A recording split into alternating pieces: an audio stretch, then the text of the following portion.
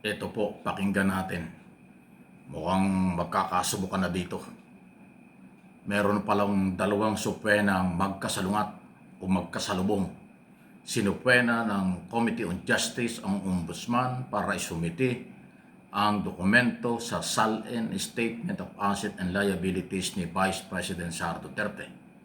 Sinomon din, sinupwena din ng Ombudsman ang Kongreso na ilabas din ang lahat ng Statement of Assets and Liabilities o SALN ng mga congressman sa loob ng 10 taon. Aba, matindi ito. Pakinggan nyo si Boying Remulla, Ombudsman.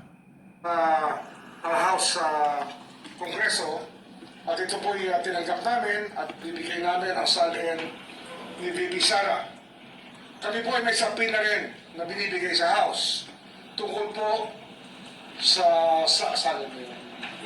SALN ng isa sa mga empleyado ng Congress, ngunit ayaw po tanggapin ng Congress ang sapina na aming pinapadala, ayaw tanggapin ng security. At ito, public notice lang po.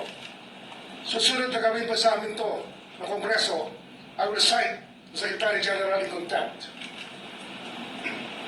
At hindi ko may papayag na baliwalain nila ang Office of the Ombudsman. At ang sapinang yon ay naukol kay Safronio Gabunada, isa sa mga House employees. Ang rango niya yata ay Deputy Secretary General. At ito po tungkol sa mga plunder cases din na aming hinahanda sa mga congressman na kinauukulan. Flood control related. Ayun o, so ang linaw ha. Tatakagan. Malinaw po yan. Para maintindihan po ninyo. Ang Statement of Assets and Liabilities, dati natin ipapaliwanag uli natin para hindi nyo makalimutan, yan ay obligasyon ng lahat ng government official, elected, appointed, or mga empleyado ng pamahalaan. Okay? Nasa batas po yun. Pag hindi mo yan ginawa, every year, violation yan. Pwede kang makasuhan ng administratibo at pagka impeachable ka, pwede ka pang matanggal. Ground yan for impeachment. So, ang mga congressman, hindi yan impeachable official. Pero sila ay obligasyong mag-file ng SALN. Ayan pong SALN ng lahat ng congressman, dati at kasalukuyan, nasa Secretary General's Office. Ayan problema, yung Deputy Secretary at saka yung Secretary, hindi raw nag-comply. Ang masakit dito, hindi pa raw tinanggap. Tinanggihan ng Secretary General's Office yung supwena ng Ombudsman. Nako, malaking pagkakamali ito ni former Secretary ng PCO, now ay Secretary General Garapil ng Kongreso. Abogado siya, alam niya dapat yan. Pag hindi mo binigay ang SALN ng mga congressman, ang magiging description sa pantaha ng mamamayan at ako mismo, baka meron kayong gustong pagtakpan. Kasi yung SALN, yan ang pagbabasihan ng totoong kayamanan at kinikita ng isang congressman o government official taon-taon. Pag yan ay biglang lumaki ng hindi ma-justify sa kanyang regular na sweldo, ground yan para ikaw ay imbestigahan. Saan galing yaman? Kaya obligasyon yun.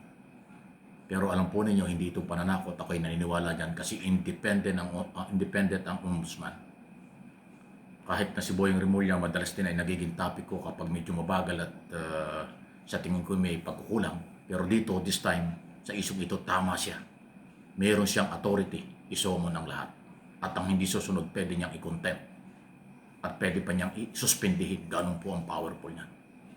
Kahit walang court order, merong authority ang ombudsman mag-suspend ng government official na hindi susunod sa kanila. Iko-contempt yan. Pagpapaliwanagin bakit hindi na-comply. At pagka nakita pa nila ang posibleng pang-aabuso, yan ay ground for suspension, 6 months or kung ilang buwan. Yan ang authority ng ombudsman. Kaya paalala lang, kayong mga opisyalis ng Secretary General or ng Kongreso, huwag kayong matakot sa mga congressman. Matakot kayo sa ombudsman o sumunod kayo sa ombudsman. Kung merong nagsabi sa inyong huwag ilabas o pinipigil yung SALN na yan, meron niyang pinagtatakpan. May something yan. At yung inyong ginagawa, kayo ang mananagot. ang congressman na ayaw maglabas ng SALN, yan ay pagdududahan na merong illegal na ginawa kung bakit siya may pera at kung ano-ano. Marami yan. Kung yung mga balita sinabi ni Ombudsman noong araw, 10% ng congressman sasabit sa flood control scam. So ito na. Binabatikos siya, si Ombudsman, dahil sa kanyang kabagalan ng mga pagpapay ng kaso, yung pala ay dahil sa kulang-kulang pa yung dokumento. Ngayon, inamin na niya ang mga dapat gawin at gagawin na nila. So, again, may sinabi siya, itong April, ngayong buwang ito hanggang Mayo, marami raw siyang kakasuhan. Abangan natin ito. Kaya, ayun. Siya daw ay pupunta sa Committee on Justice. Ang Ombudsman daw ay magpa-participate sa Committee on Justice at yung kanilang mga tauhan o division naghahawak ng SALN ni Vice President Sara Duterte ay kanilang isusumite. Susunod sila dun sa summon ng Justice Committee. Kaya dapat daw ang Kongreso sumunod din doon sa kanilang summon para sa SALN ng mga kongresista at mga dating congressman. Ayan na. So, ito ay good para sa lahat ng Pilipinong naghahanap ng katotohanan at biktima ng graft and corruption ng mga government official.